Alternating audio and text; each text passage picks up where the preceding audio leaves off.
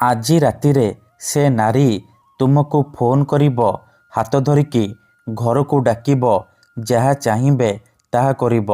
କେବଳ ବିଛଣାରେ ଶୋଇକି ଏହି ଗୋଟିଏ ମନ୍ତ୍ରକୁ 3 ଥର ପଢ଼ି ଦିଅନ୍ତୁ। ଆଜ୍ଞା ହଁ, ଆପଣ ସମସ୍ତଙ୍କର ଇଚ୍ଛା ଥିବ ସୁନ୍ଦରୀରୁ ସୁନ୍ଦରୀ ଝିଅ ପଟେଇବା ପାଇଁ, ସୁନ୍ଦରୀ ପଡ଼ିଶା ଘର ଭାଉଜକୁ ପଟେଇବା ପାଇଁ, ତାଠାରୁ ନିଜର ମନ ମୁତାବକ କାମ ହାସଲ କରିବା ପାଇଁ। କିନ୍ତୁ ଇଏ ଏତେ ସହଜ ନୁହେଁ।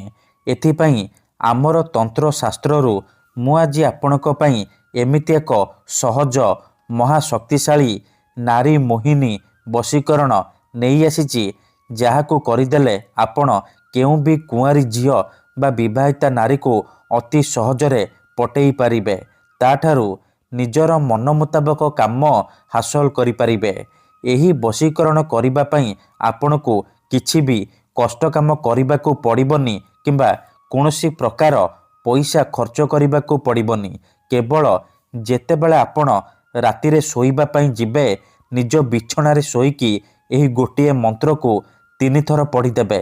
ତାପରେ ଦେଖିବେ ଯେଉଁ ଝିଅ ଆପଣଙ୍କୁ ଭାଉ ଦେଉନଥିଲା, ସେ ଝିଅ ଆପଣଙ୍କ ପ୍ରେମରେ ଦିବାନୀ ହେଇଯିବ।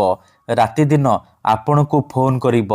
ଯେଉଁ ବିବାହିତା ନାରୀ ବା ପଡ଼ିଶା ଘର ଭାଉଜକୁ ଆପଣ ଦିନରାତି ଭାବୁଛନ୍ତି, ତାର ସୁନ୍ଦରତାକୁ ଦେଖି ତା ଆଡ଼କୁ ଆକର୍ଷିତ ହେଉଛନ୍ତି, ତାଠାରୁ ମନ ମୁତାବକ କାମ ହାସଲ କରିବାକୁ ଚାହୁଁଛନ୍ତି, ସେ ନାରୀ ନିଜେ ତୁମକୁ ଫୋନ୍ କରିବ, ହାତ ଧରିକି ରୁମ୍କୁ ଡାକିବ, ଯାହା ଚାହିଁବେ ତାହା କରିବ।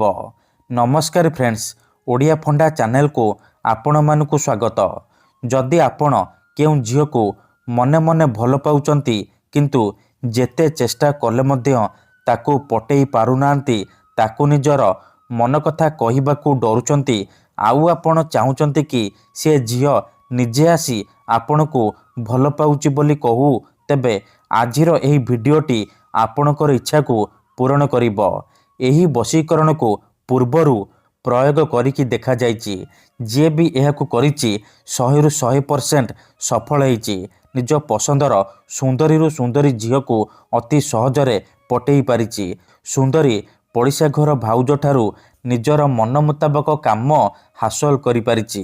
ଶାଶୁ, ନଣନ୍ଦ, ଦିଅର, ଭାଉଜ କାହାକୁ ବି ନିଜ ବଶରେ କରି ତାଠାରୁ ନିଜର ମନ ମୁତାବକ କାମ ହାସଲ କରିପାରିଛି। ତେବେ ଏହି ବଶୀକରଣ ଆପଣ କିପରି କରିବେ, କେମିତି କରିବେ, କିପରି ଆପଣ ରାତିରେ ଶୋଇବା ପୂର୍ବରୁ ବିଛଣାରେ ଶୋଇକି ମନ୍ତ୍ରକୁ 3 ଥର ପଢ଼ିବେ, ମୁଁ ଆପଣଙ୍କୁ ଶିଖେଇବି। ସମ୍ପୂର୍ଣ୍ଣ ପ୍ରୟୋଗ ବିଧି ମୁଁ ଆପଣଙ୍କୁ ଠିକ୍ ଭାବରେ ଶିଖେଇବି।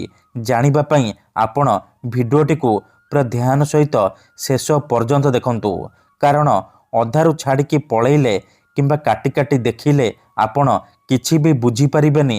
ପରେ କମେଣ୍ଟ କରିବେ, ଗୁରୁଜୀ ଆପଣଙ୍କର ବଶୀକରଣ କାମ କରୁନି।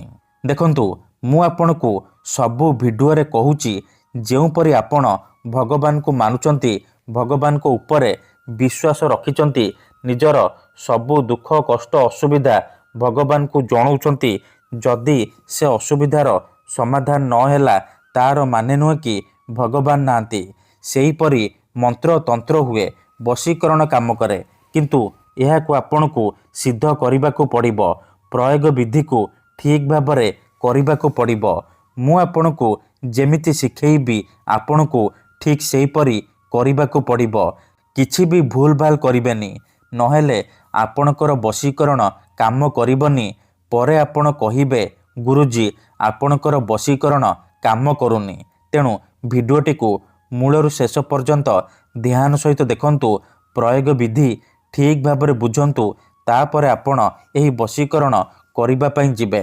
ବିଧିଟି ଜାଣିବା ପୂର୍ବରୁ ଯଦି ଆପଣ ଆମ ଚ୍ୟାନେଲକୁ ନୂଆ ଆସିଛନ୍ତି, ତେବେ ଦୟାକରି ଚ୍ୟାନେଲକୁ ସବସ୍କ୍ରାଇବ୍ କରି ପାଖରେ ଥିବା ବେଲ୍ ଆଇକନ୍କୁ ମଧ୍ୟ ଦବାଇ ଦିଅନ୍ତୁ, ଯାହାଦ୍ୱାରା ଆମେ ଯେଉଁ ବି ଭିଡ଼ିଓ ଅପଲୋଡ଼ କରିବୁ ସର୍ବପ୍ରଥମେ ଆପଣ ଦେଖିପାରିବେ ଆଉ ତାର ଲାଭ ପାଇପାରିବେ।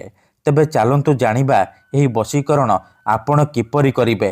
ମନେ ରଖନ୍ତୁ, ଏହି ବଶୀକରଣ ଆପଣ କେଉଁ ବି ବାରରେ କରିପାରିବେ, କିନ୍ତୁ ଯେବେ ବି କରିବେ ରାତିରେ ଶୋଇବା ପୂର୍ବରୁ କରିବେ। ବିଧିଟି କରିବା ପୂର୍ବରୁ ଭଲ ଭାବରେ ହାତ ଗୋଡ଼ ଧୋଇକି ଆପଣ ଏହି ବଶୀକରଣ ଆରମ୍ଭ କରିବେ। ପ୍ରଥମେ ଆପଣ କ'ଣ କରିବେ, ଖଣ୍ଡେ ସାଧା କାଗଜ ଆଣିବେ ଆଉ କଳା କଲମ ଆଣିବେ।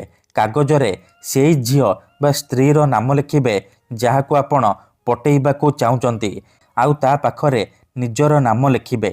ନାମ ଲେଖିସାରିବା ପରେ ଆପଣ ଯେତେବେଳେ ରାତିରେ ଶୋଇବା ପାଇଁ ଯିବେ, ସେ କାଗଜକୁ ନିଜ ବିଛଣା ତଳେ ରଖିଦେବେ। ତାପରେ ନିଜ ବିଛଣାରେ ପୂର୍ବ ଦିଗକୁ ମୁଣ୍ଡ କରିକି ଶୋଇବେ।